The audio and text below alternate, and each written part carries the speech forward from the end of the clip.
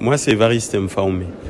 Je suis directeur exécutif d'une organisation indépendante de la société civile, Solidarité de volontaires pour l'humanité, SVH, basée à Baraka au sud Kivu.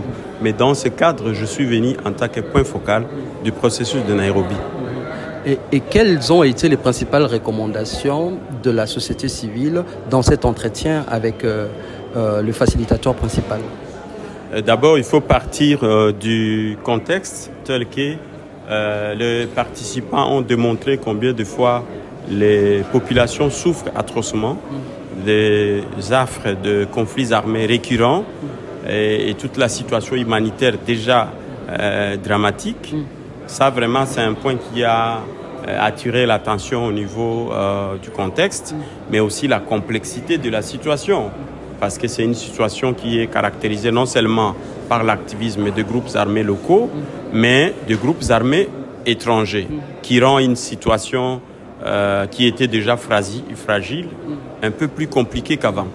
Mais en termes de recommandations, je pense qu'il a été recommandé aux facilitateurs de mettre en place un groupe de travail, parce que la question état complexe a besoin d'une analyse très approfondie avant d'orienter les stratégies de conseil, d'appui au niveau de la RDC et de la région.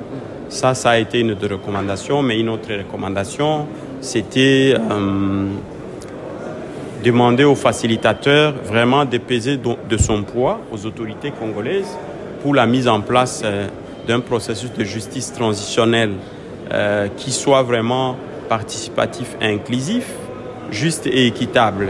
On a parlé de la question aussi de ressources naturelles. La RDC est bourrée de ressources naturelles, beaucoup de potentialités, mais les communautés qui sont victimes des conflits, ils apprennent ça comme une histoire. Au lieu qu'ils bénéficient de ces potentialités, ils vivent de la misère, des problèmes de soins médicaux, des problèmes d'éducation des enfants, des mouvements de déplacement continus au niveau interne et beaucoup de réfugiés dans les pays voisins.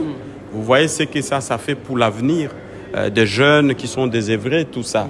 Mais dans tous les cas, il a été question aussi que les États de l'EAC essaient de voir dans quelle mesure et la région et la RDC pouvaient renforcer leur engagement par rapport à ce qu'on appelle le devoir de diligence raisonnable en matière d'exploitation de ressources naturelles. Mais qu'est-ce qui vous a fait comme promesse? Qu'est-ce qu'il a dit qu'est-ce que vous avez retenu de ce qu'il a dit, lui, le facilitateur?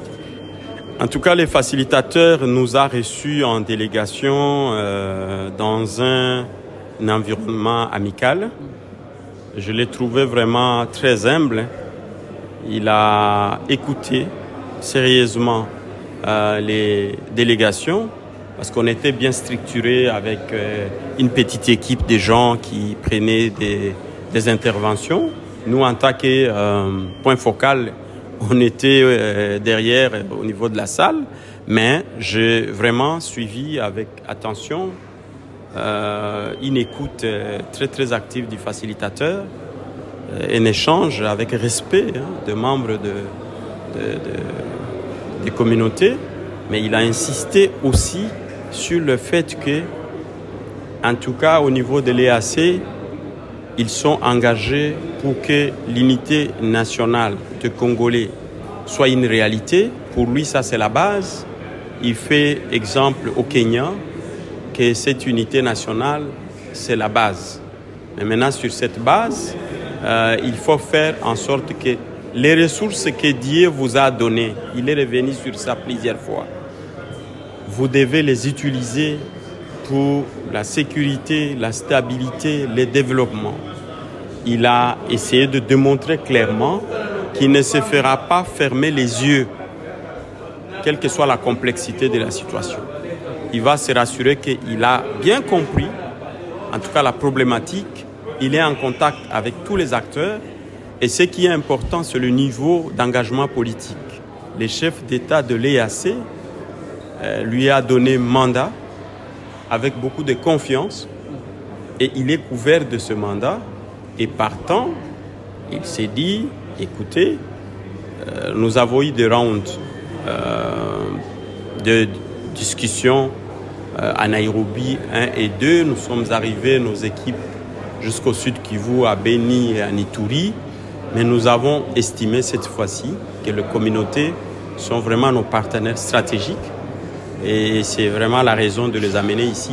Et même dans les prochains rounds de Nairobi 3, il y aura encore des leaders de communautés, des femmes, des jeunes, des hommes qui font partie intégrante. Donc ça, c'est des choses. Comme facilitateur, je ne peux pas attendre qu'il donne promesse. Là, il risque de sortir de son mandat.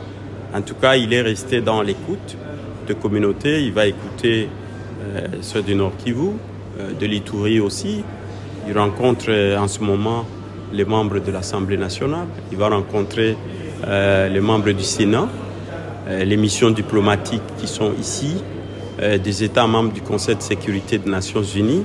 Voilà, tout ça, il est en train de faire le tour pour essayer vraiment d'avoir des informations recoupées.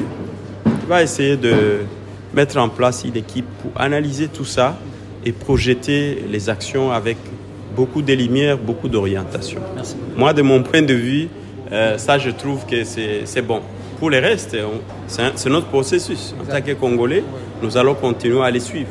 Voilà. Nous n'hésiterons pas de les critiquer négativement, positivement, au fur et à mesure. Mais nous avons tout intérêt de donner des contributions pour que les choses aillent de l'avant.